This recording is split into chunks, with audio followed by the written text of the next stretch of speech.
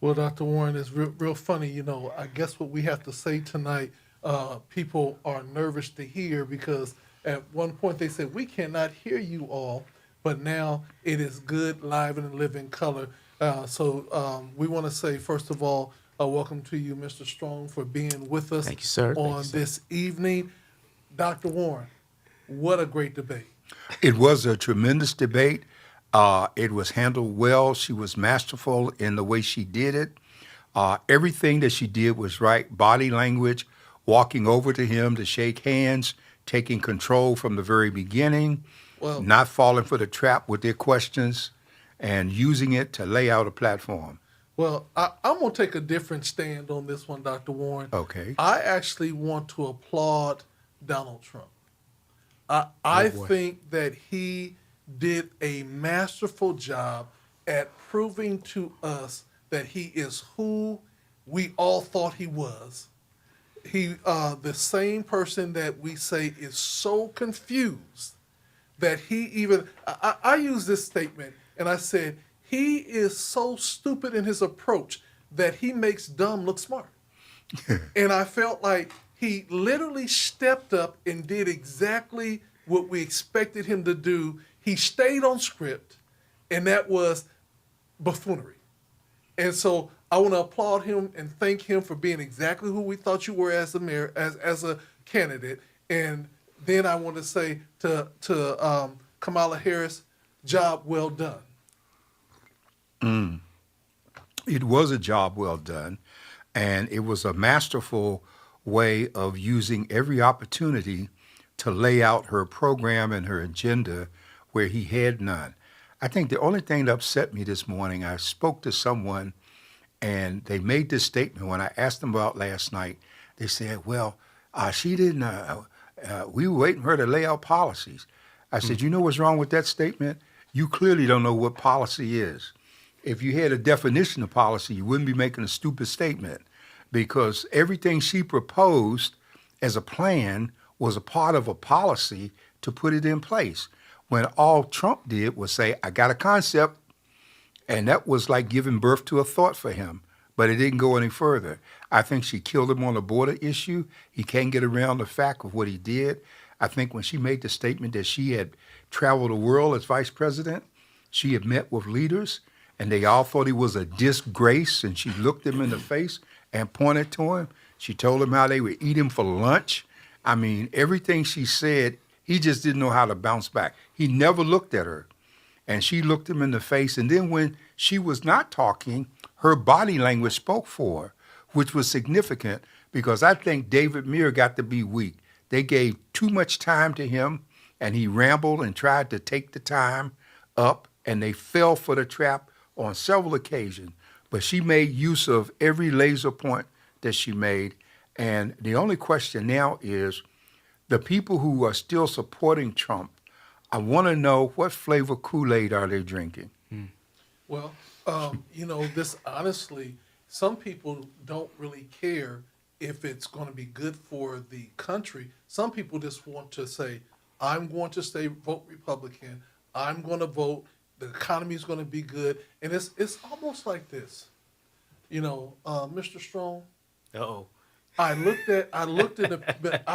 in the dictionary this morning, and I looked up the word Denzel Washington, and I saw a picture of you. Oh, Lord. And then I went I looked up the word Sidney Poitier, and I saw a picture of you. Come on, man. You are every man. Everybody who is important, you look just like. Oh, Lord.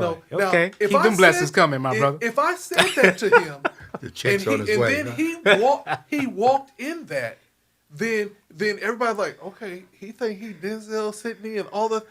That's where Trump is. That's right.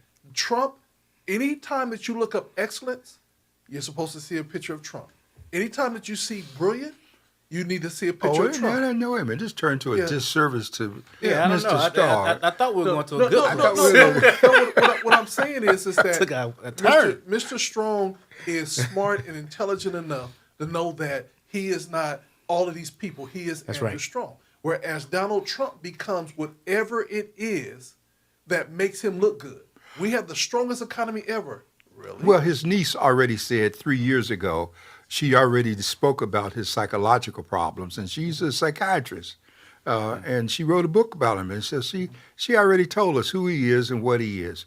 The key is kind of subtle. The key is, as it was pointed out today in one news feature, the people behind Trump need to use him as the vehicle to move the agenda of Project 2025. He's just a token. They wouldn't care what he did. I've never read Project 25. Don't know nothing about it. And that's a big lie. Just like asking him that time, have you ever asked God for forgiveness of sin? And Who's he God? And he said, well, I really try to keep God out of it. And then, Look, y'all killing me. Y'all know I can't talk about politics up in here, man. and then no, we're not going to get you in it. And then they asked him, and then one time he was telling them about how he was reading the book of Jobs, okay, because he didn't know it was Job. Well, no Jobs, and they were black Jobs. Yeah, and then it was 1 Corinthians now. 1 Corinthians. Yes, one. Yes, 1 Corinthians. I know there's a 2 Corinthians, but I'm dealing with the 1 Corinthians, okay? Yeah. And so, and once we saw him holding the Bible upside down, then we understood Like Hitler. what the problem was. Yeah. Okay? Yeah. It always remind me of D. James Kennedy. He's dead now, who was at Coral Ridge in Florida. And a person approached him one day with a Greek Bible complaining about his ministry. And he paused and took the book from them and said, you got it upside down. Because they didn't know that he he spoke fluent Greek. Yeah. Okay. And so, of course, so does, and she tries to hide it. But, LaTanya spent a year in Greece. When she came back, she was struggling with English because she had spent so much time there, and they were offering her positions in the diplomatic service and everything, and she turned all that down. Yeah. So we've had an exciting time today. There were watch parties last night. Our staff covered one. My concern is I don't want to hear what a great time they had at the watch party. I want to hear, now that you've been to the watch party, what are you going to do next? And that's the biggest thing, Dr. Warren. Yes.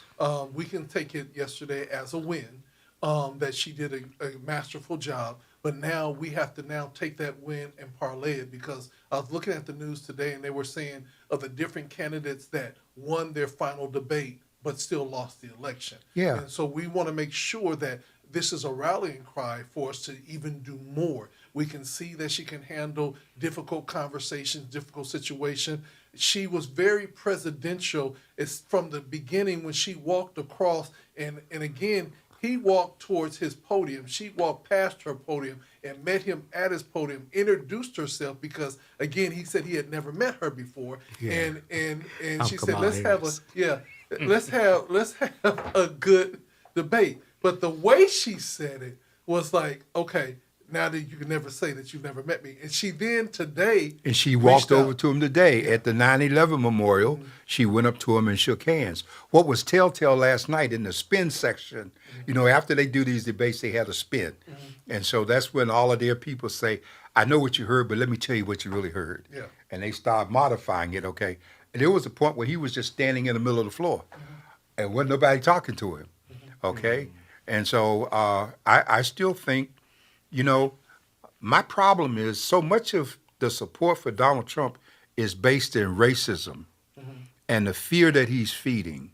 And one of the basic things they teach you in logic is that you may argue with what a person thinks, but you can never argue with what a person believes, because they're not going to change that. And that's why we have that adage, that song that says, fools rush in where angels dare not go, because angels got more sense. Okay, so we got all of this going. Now we're going to see, and we're going to have more discussion, but we're going to get to... I got to ask one more last question. Right.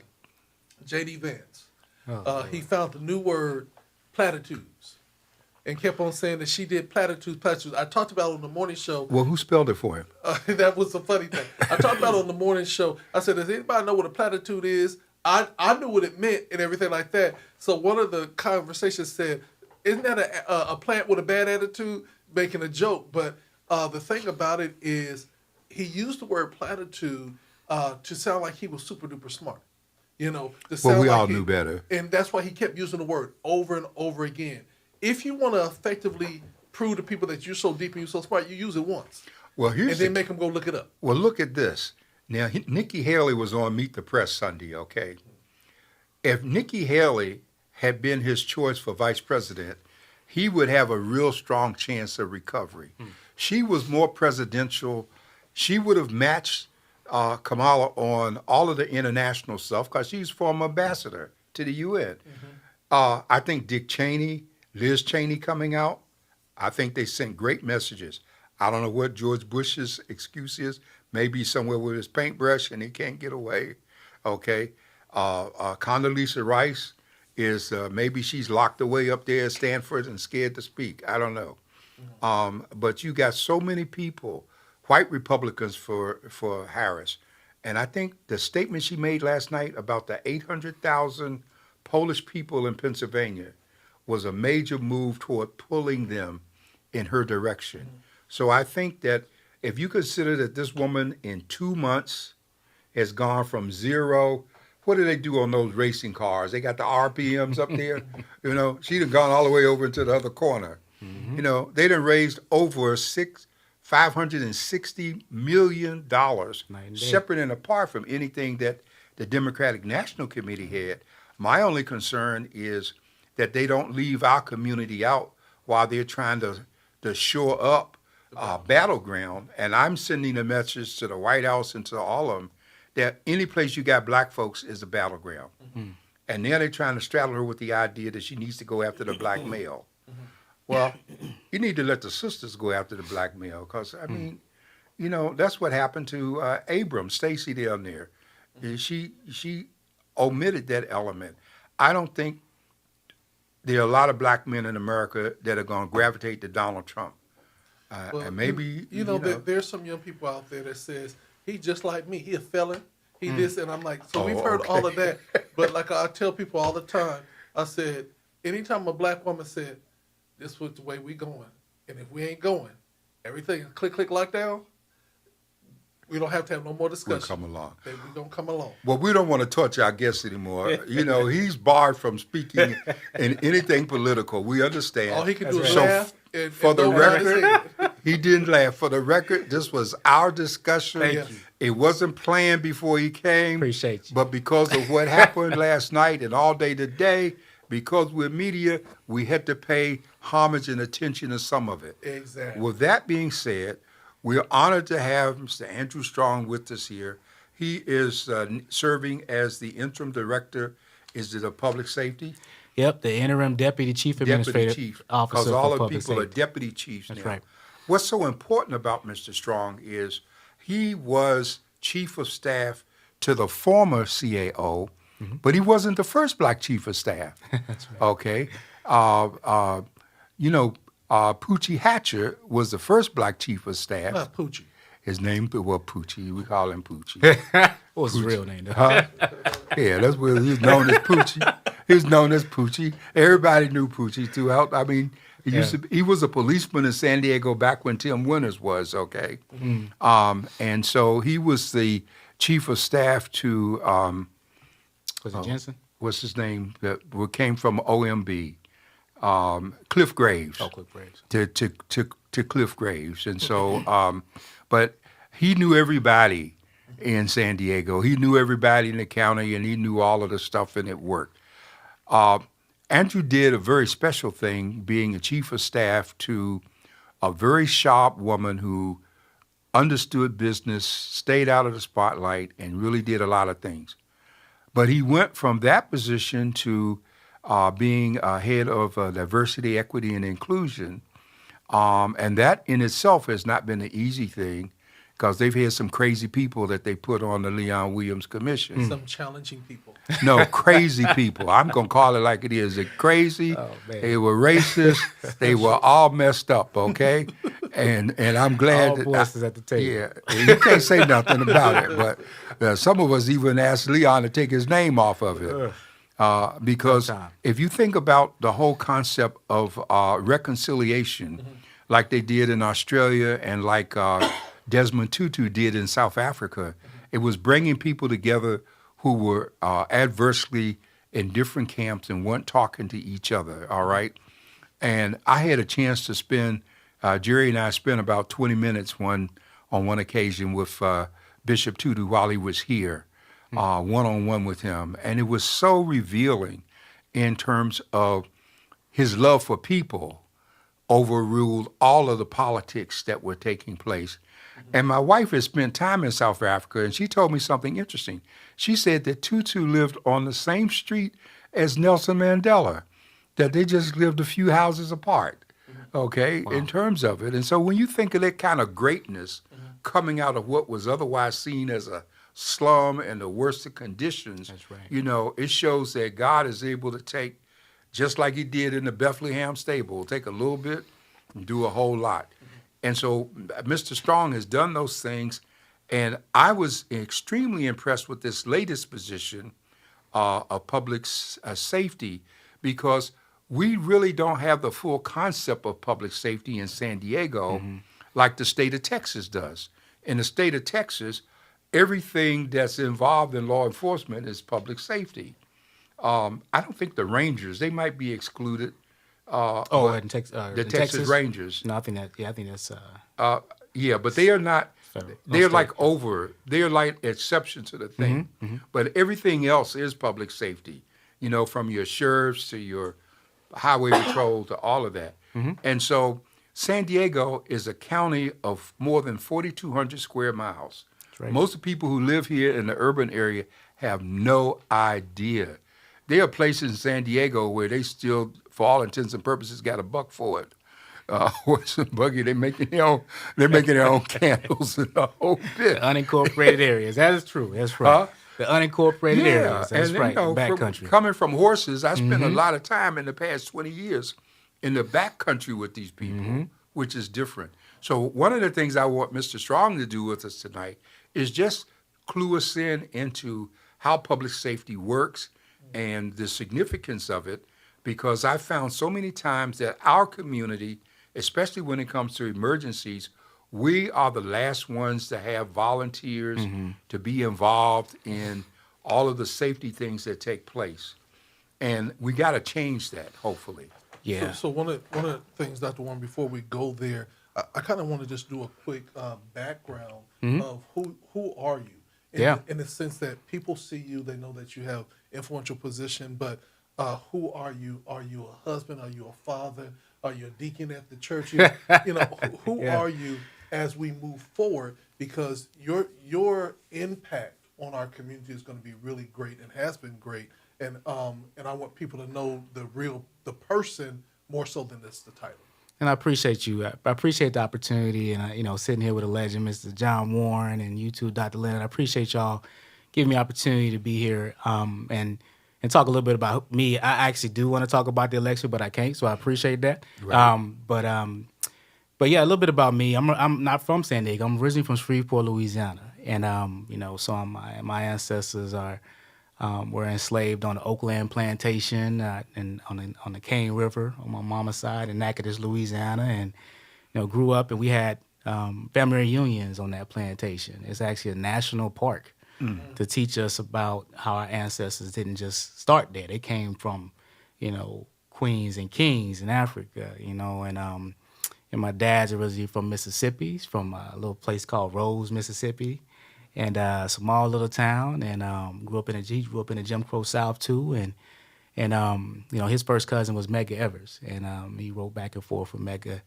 Medgar tried to get him to be a lawyer when he was growing up, but my dad chose a different path. He joined the Air Force, and 20 years in the Air Force, and so he stationed in Shreveport, Bossier City, Louisiana, and that's where I grew up, and joined the Navy when I was 18, and left Louisiana, and that's what brought me to San Diego. I was in the Navy for 9 years. I was a hospital corpsman in the Navy, and got out in 2007 and figured I wanted to stick around San Diego because it's beautiful. I didn't want to go back to the heat and bugs down in the South.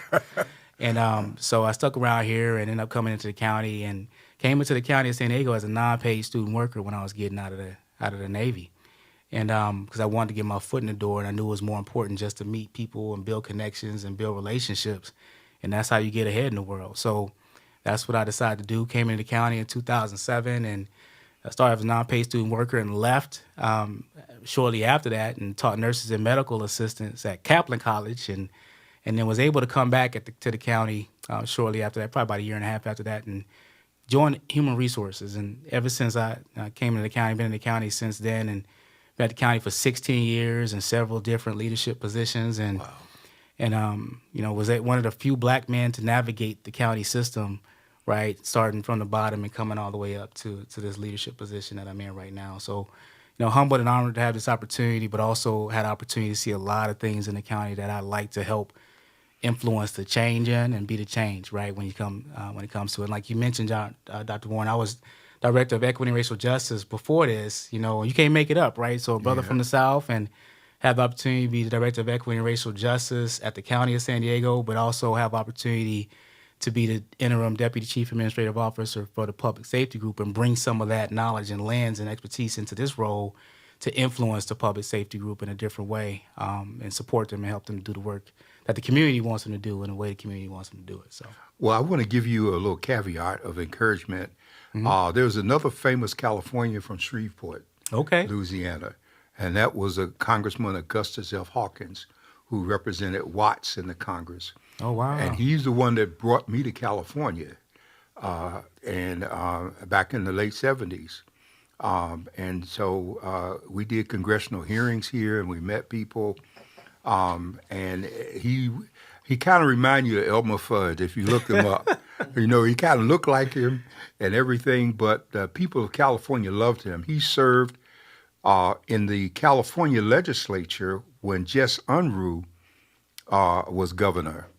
And what happened was he was so well loved that he was about to become speaker back in about 52. Oh, wow. But they knew that California was not ready for a black man to be speaker.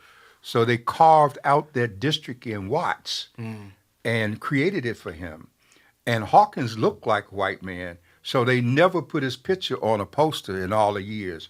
And I served with him on years on the committee, and I didn't know he was black. Well, my colleagues said, well, we got another black member other than Powell. I said, nobody else black up there. And then she says, sure enough, Mr. Hawkins. So then when he and I did hearings, we would travel around the country. We were charged with special hearings for the poverty program. And he would have me sit with him. He first brought me to San Diego.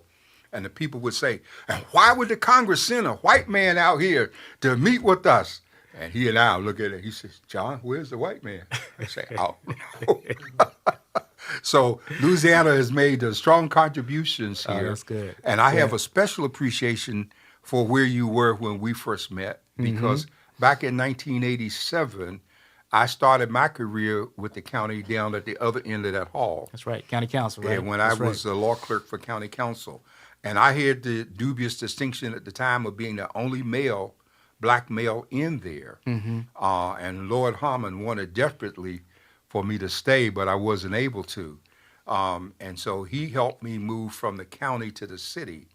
But the county in those days, it was lily white. And the county's come a long way. Yes, it has. has Come a long way. Yeah. One of the things I do want to celebrate you as you moved into your interim position at this point, you still left the space for another brother to come in. That's right. With Brother Terrell, and he's been doing a great work where he has been, and good to see him there. Let's Phenomenal move to your leader. current position. Tell us what it's all about, and with this public safety, because I never heard of the position. That's before. right. Yeah, most of us never heard of it. Yeah. So educate us, my friend. Yeah, and that's the thing about county government. Honestly, that's one of the things I'm really passionate about, is pulling back the sheet over what county government is. You know what I mean? And showing people who's actually making these decisions and influencing a lot of the implementation of the policy that the board does. And the way the county's made up is, you have your board of supervisors that are elected. You have some other electeds floating around, like the sheriff and the district attorney, the treasurer tax collector, and the assessor recorder.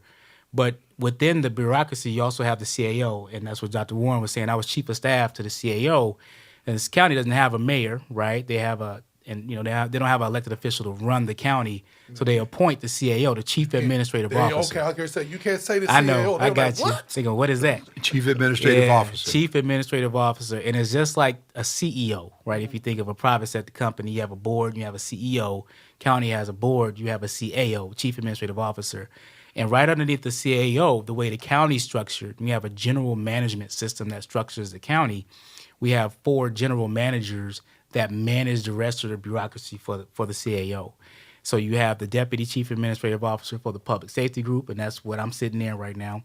You have the Deputy Chief Administrative Officer slash Director of the Health and Human Services Agency, which you remember Nick Machione, Right. That he's no longer there. But you also have a Deputy Chief Administrative Officer for the Land Use and Environment Group. And then you have Deputy Chief Administrative Officer for the Finance and General Government Group. And in each one of those business groups, you have a bunch of departments that report up to the leader of that business group, right? So in the Public Safety Group, you have like the District Attorney's Office, you have the Sheriff's Department, you have Probation, you have Child Support Services, you have Animal Services, you have the Office of Emergency Services, you have the county's Fire Authority, you have the Emergency Management System. And those are the departments that are within the group. Now, you also have those 2 elected officials that I mentioned, right? And you have, Right. you have The a sheriff and a DA.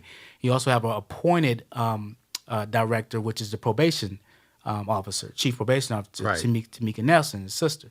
So she's a direct appointment by the board. So essentially, those 3 people have dotted line reporting structures to me. I don't direct those departments because those 2 elected officials are directed by the people, right? And then both of those 2 positions, the DA and the sheriff, their terms were just extended by 2 years to bring them in office for a 6-year period. That's right. To line them up in terms of election. So they were elected every 4 years, but now it's 6, and they don't have a limitation on how long they can serve. They don't have term limits. That's correct. No. Yeah. Yep.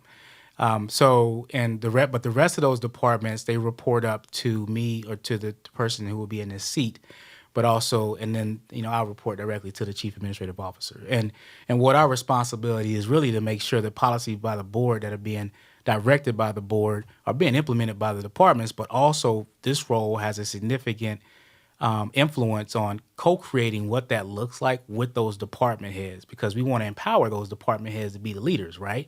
The directors, but it's also about how do we co-create that, thinking about what the community wants and needs and what the board has directed us to do. Now, there's an additional element here. The County of San Diego is a charter county, and the City of San Diego is a charter city.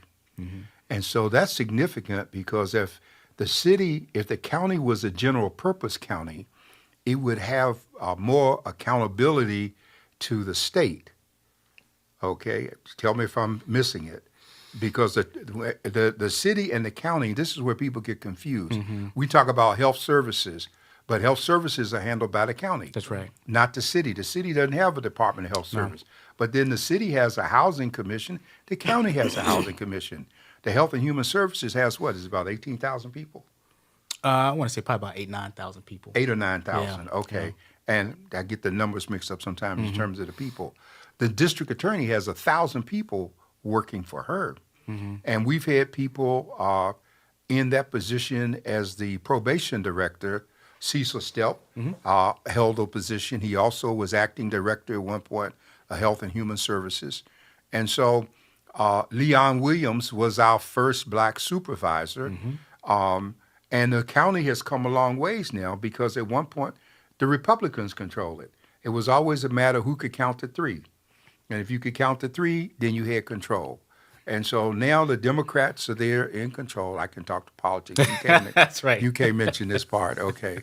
And so we got a lot of things going on, and we really need to have people pay closer attention to the county, because what's so confusing is that the 4th supervisorial district includes the 4th city council district, and it goes beyond just the 4th city council district.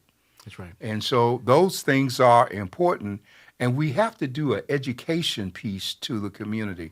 Absolutely. Most of us have, you mentioned land use.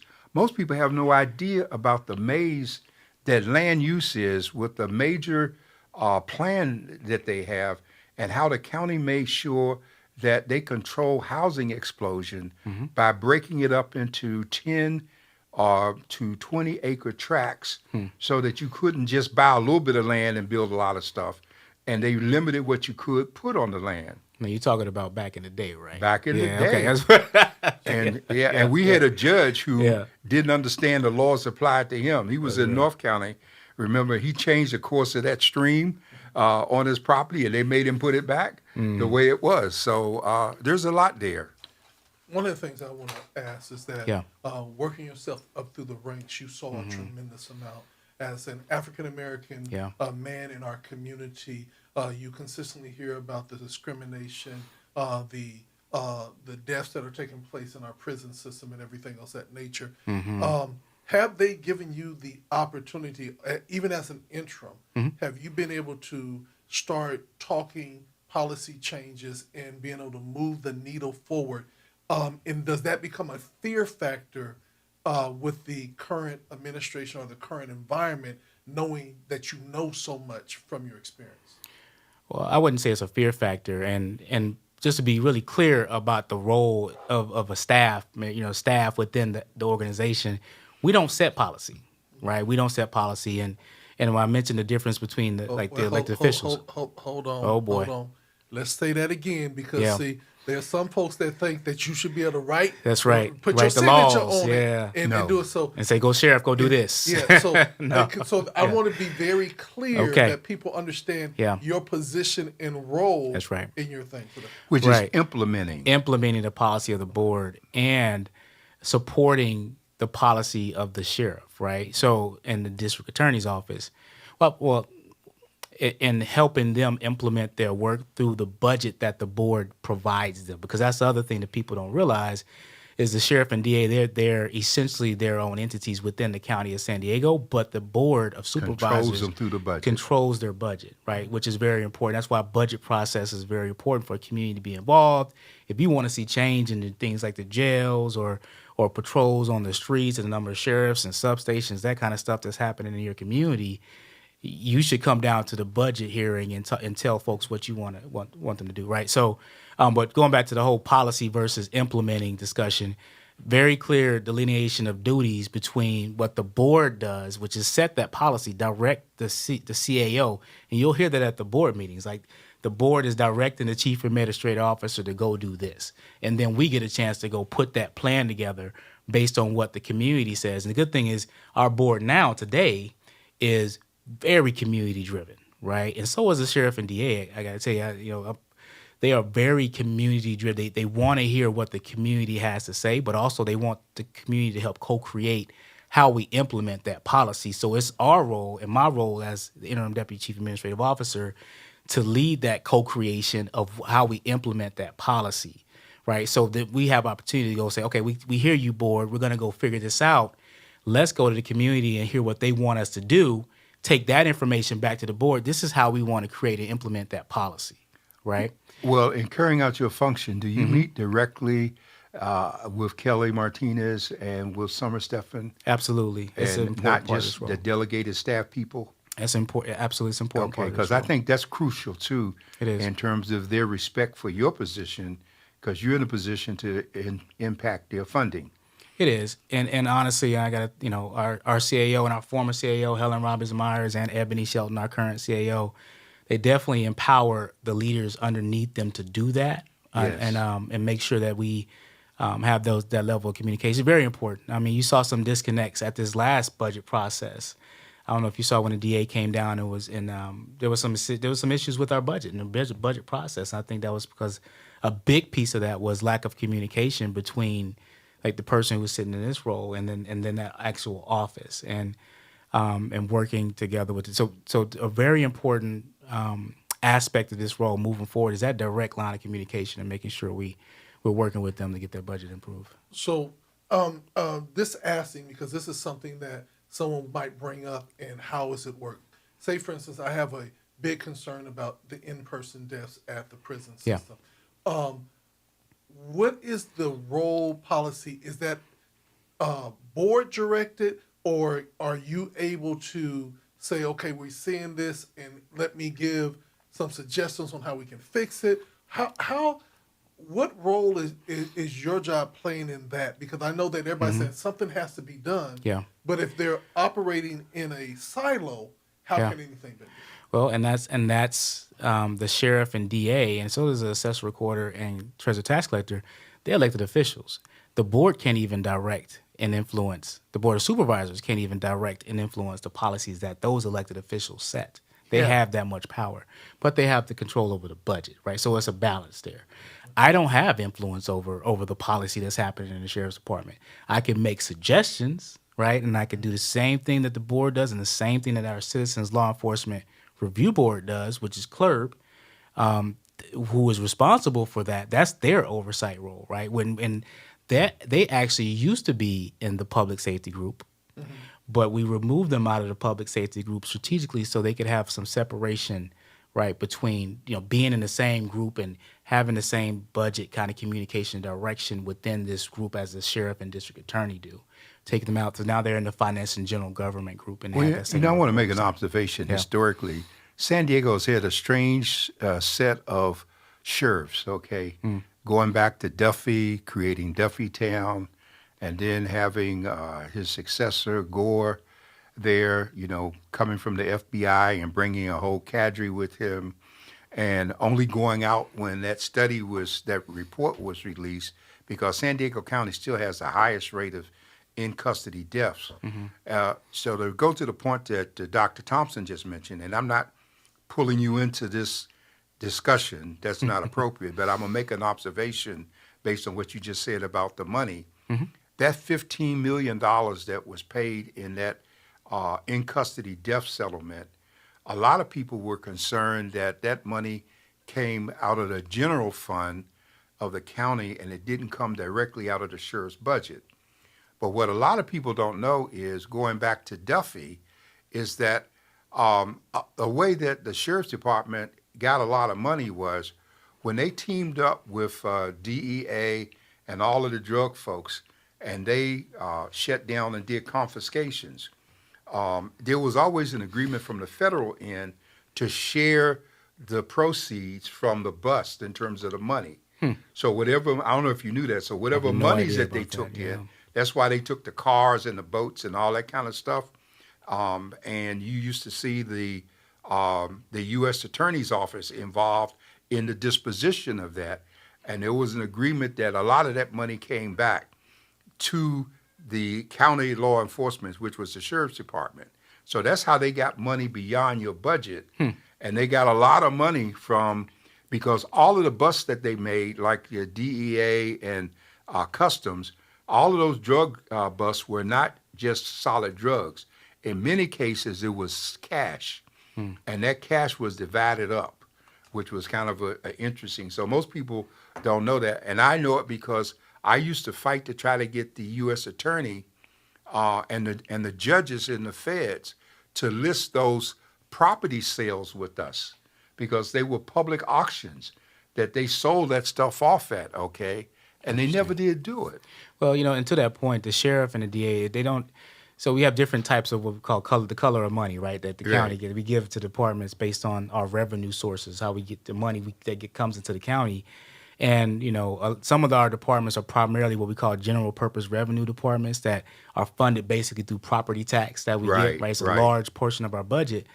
But the sheriff and the district attorney, they also have other types of funding that comes from the Federal state, grants, the federal and government, state and all of those. Right. So we do control a big portion of their budget and what they get, and it's really important because a lot of that funding is for staffing and their resources, right? And then their capital projects like their buildings and jails and facilities.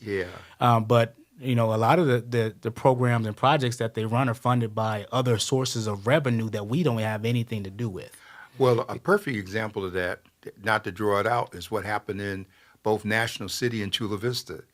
In National City, the jail is bigger than City Hall. In Chula Vista, they have a big new jail structure, and that's because at one point, when the feds were on the crime spree, they were giving money to the law enforcement local departments to build these structures, and they ended up being bigger than the local government entities, and people started having a kickback with all of the tanks and all the kind of things that were being thrown in there. So I think there's an education need always, and your job is a big job in terms of helping to educate the public without stepping on toes, going beyond what's educational. That's right. And I got to tell you, like the jails, you brought up the jails, which is a significant issue in our county. And I think one of the big issues with the jails is that they're the largest mental health facility that we have in the region, right? We have a lot of behavioral folks who have behavioral health needs that are in our jails, and they are not hospitals, right? They're not built like that. We have medical staff, and the good thing about the sheriff, she understands that. And it's like, how do we fix this? And I think, thinking about Vista Detention Facility, which is one of our major projects that's coming up, it, basically needs to be torn down and destroyed because it is a dilapidated prison, right, jail, and needs to be rebuilt. But, what she's planning to do is work with the community to figure out what that should look like. And then think about the fact that we also have, this is a behavioral health part of the system, because folks who are on the streets and getting arrested, they're getting locked up and they have behavioral health issues that need to be taken care of. One of the things I'm concerned about, and this is something that I'm going to be reaching out to Sheriff Martinez is her lack of availability to have communication with the community. Okay. We're personally inviting her on our show because we have questions. And the reason why is because there's two ways we can go about anything. One, we can hear things and then act like we don't hear them and just keep moving forward, or come, I say before the firing squad, hear everything and then say, let me come back with an implemented plan based on the full things that I know. I know that at times it can be very uncomfortable, but I don't believe that we can ever go anywhere and think that something's not going to be uncomfortable. That's right. And when you selected to be in the position, and I'm going to use Dr. Warren as an example.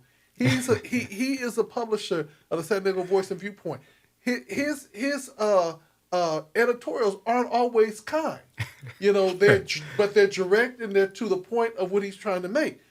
Just because he has you in one editorial or two or three or four does not mean that he can't have a civilized conversation with you and address the issue. So I'm thinking that how do we get her to be more accessible to the community? And now this is not policy. You say you can make some suggestions. Absolutely. I'm taking it back. I will take this message back to Sheriff Martinez 100%. Yeah.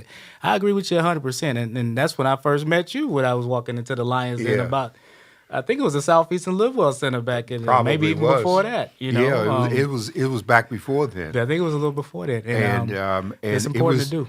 Interesting in terms of that, because it was Nick that brought me to meet Helen, and Nick and I had done so much with the CPS, Child Protective Services crisis, that one day he just invited me to the executive staff meeting, and as he went down the table, each person that he told to introduce themselves, I told them what problems I had with them, and I told them why I was writing about them and the whole bit. They're gone now. I mean, they retired, they died, the attrition took them out. Yeah. But, I mean, they were a mess, the things they were doing. And then when, what's his name, Adolfo, stepped into the picture with probation.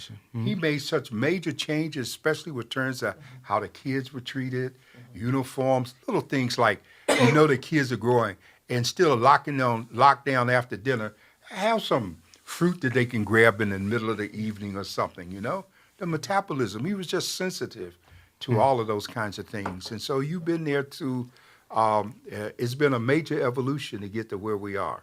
Yeah. And one of the things that I always say to people, and I use this as an example in my company, I used to have staff that was always mad at me, and for either something I said or I did. And I brought my staff together one day and I said, look, how can I ever correct whatever is going wrong if you never say anything?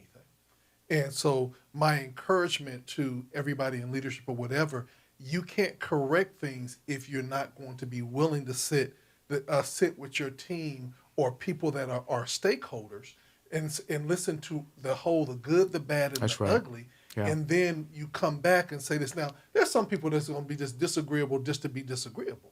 But then there's some people that get you to think and make you go, I always say it's that husband-wife moment. When your wife says something and you want to say something back, but you know that she right. And you be like, And That's right. and you be quiet and say, I got to fix this one. Yeah. I think that that's where I think the community is crying for, and Yeah. why there's an excitement about new leadership and what's going forth is the ability to be able to reach out, pick up the telephone, and have real conversations.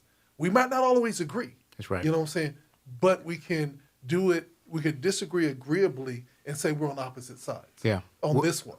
I want to share one of the observations we have from a caller, and this will something that you can take back as a suggestion, okay? Because one of the issues raised is a question of when can people visit folks, and why are there no visitations in some instances, like with pastors, until a Friday, and why can't the family see people? There are always schedules for family visitation in terms of incarceration.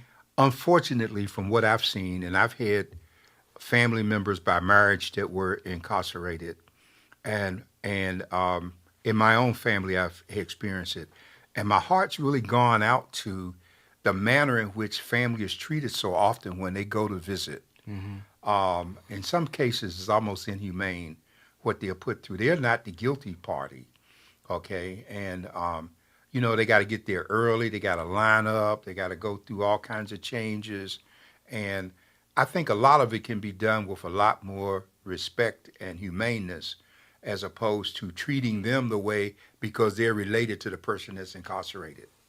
And so that can be something to discuss. Sometimes you get more out of that discussion away from the cameras and all of the public, and so people end up feeling like they're making a suggestion themselves. Yeah. It doesn't matter as long as they do it. I mean, I don't print every story that I get. If I can resolve an issue without doing a story, I want the issue resolved. Nobody ever needs to know about it if Yeah. necessary. Yeah. And then also about trusted stakeholders. If we have, key pastors and people that have gone either through some form of training or some form of clearance, if there's something that's majorly happened in the community, say, hey, can you go check on somebody? It would be that we should be able to have some of those trusted messengers that won't have to wait on a schedule, but that would be able to go in and say, okay, I've talked to your loved one and everything else of that nature, because that de-escalates the energy that the community might have that somebody is being either mistreated or they're at risk. And I know that when we're talking the jail system, that it has to be a secure spot. It has to be a place where we can control the environment. But how we control the environment, I always say this, when I was in education and working with young people, Scare Straight program, everything else, there was a controlled environment, but yet and still the way they treated us that were bringing kids in was very, very respectful.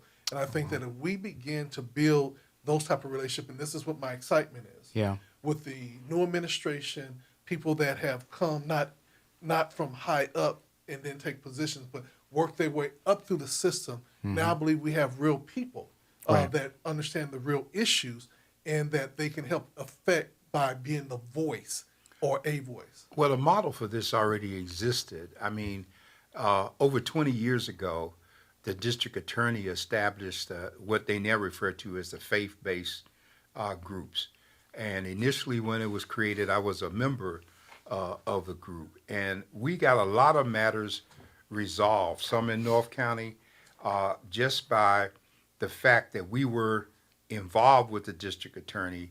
And the district attorney, with our help, was able to monitor some of the staff, because staff does have to be monitored when you got issues that big. We have major problems in Oceanside. But even to this day, we're able to pick up the phone and have that relationship. And Summer's been just phenomenal about that. Right. I have never had a conversation with Kelly Martinez. She has never made any effort to reach out to us, and that's very significant. Bill Gore did, and I knew Bill Gore going back to his days when he was in Washington. His office was right around the corner from me with the FBI. Okay, so we often laughed about things related to the new graduates, coming out of Quantico. And it's significant because the San Diego police, they go to Quantico. That's where they're trained. Quantico is the training base for the FBI. Quantico is the training base for the Marine Corps for their officers candidate people. And when I went through officers candidate school, I was scheduled to go to Quantico, but they switched us and sent us to Puerto Rico instead of there. But we have people bringing back a lot of experience from that whole scenario. Okay. Now, I don't know Kelly's experience, but it's kind of unfortunate the way Gore's situation turned out because Gore, he was as comfortable as you could get in terms of retirement, checks, the whole bit. I mean, he had done it all. He'd been wherever he needed to be. And he came out to meet with us at Black Men United. We had meetings. And I know we had one meeting where it involved some sheriff's deputies that had really created a problem, and they kept sending the message they would be there for a few minutes. And he got to that meeting, we had almost 100 people there. Oh, wow. And he ended up canceling the rest of his schedule because we had videotape of what had taken place. We ran the video, and we asked hard questions, okay? And so we still have that happening even now. And I think it's important that you have that kind of knowledge or the person in your position because it helps your conversation bring balance from the rest of the county. Right. Since because of your ties to their money, you've got their attention. Yeah. Now I'm gonna pull a Kamala Harris. Oh boy, I'm not taking the bait. And say it this way. In our final minutes and everything, you're in the position right now where we're looking for you to stay in that position. If you were to be able to imagine, We can't go there. oh, we can't do that. Imagine. No, we Okay. can't go there. I promise them we won't go there. Okay. There are too many decisions that are about to be made at the county. I don't want anything that we say to look like Okay. in any way is influencing. Okay. So that's why we invited him here appreciate that. to talk about what he does, because he can't speak, so I'm going to speak for him, and how he works and to educate the public. That was the sole purpose of the night. Yeah. And we're not going to leave him with Thank, any thank you, progress to Dr. carry. Warren, for Okay. for That's not right. having me step on those toes. He said, "Shh." Yeah, no, we can't go there. But I do kind of just address what you said earlier about having folks surrounding you that are going to have those honest and tough and real conversations with you. And I just want to say that Ebony, our new CAO, that's her goal. Like her Yeah. goal is that she's trying to put people around her, right, that's going to have those tough conversations and bring the reality of the entire story to not just her, but to the board of supervisors and everybody else. Well, who are just making the decisions in selection the of county. So, Ebony makes her the Kamala Harris of San Diego County. Okay? I mean, when you consider how the sister came on board and to put a woman and to put a black woman in that position at this particular time, especially behind all of the fuss and the fight that came from people trying to stack it in the first place, I think is phenomenal. Yeah. And I think a lot of us, we're going to be having her on this program in the weeks ahead. We've already talked about it. She's already agreed to come. And all of our approach right now is to serve the public with information and to get people to start paying attention so that we don't just have that crazy group that goes down there raising hell, turning the meeting out, got to call the deputies in to move them out and the whole bit, and creating that conflict over what represents First Amendment right to speak. I mean, that's an issue the Supreme Court wrestled with. And so finally, one of the members of the court said, well, this is like pornography. I can't describe it, but I know it when I see it. That's not no cure. That's not helping the public deal with on that note, who you let speak and who you don't let speak, okay? And so we're just acknowledging that it's a very unique time. We've got people of color in major positions in the county, from the supervisors to the deputies to probation. And in many respects, it's been like a full circle coming back around, okay? And so we're excited, and we got so many people 25 and under here that have no idea the things that we just talked about. that's right. They have no idea of the county or what it was like or anything down there, And I salute anybody who's worked there a long time. I mean, my idea of going to lunch same time every day, eating the same stuff upstairs, once a week jogging down to Salmham's Lighthouse and coming back looking for my break in the afternoon and go home telling my wife, you know what?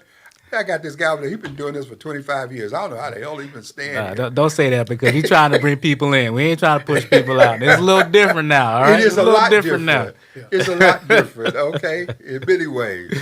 And my thing is that, again, I'll say congratulations in navigating Thank you. from where you started to where you are now.